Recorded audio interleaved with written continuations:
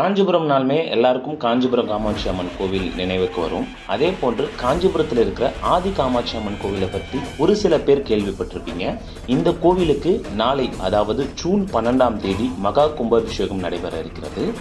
இந்த கோவில் பௌர்ணமி நாட்களில் நடைபெற விசேஷ பூஜைகள் சிறப்பு வாய்ந்தது. செவ்வாய் மற்றும் ஞாயிற்றுக்கிழமைகளில் ராகு காலத்தில் சுவாமிக்கு தீபம் ஏற்றி பாலாபிஷேகம் செய்து வழிபட்டால் திருமண தடை உள்ளிட்ட பல்வேறு தடைகள் நீங்கும் என்பது பக்தர்களின் நம்பிக்கையாக இருக்கு.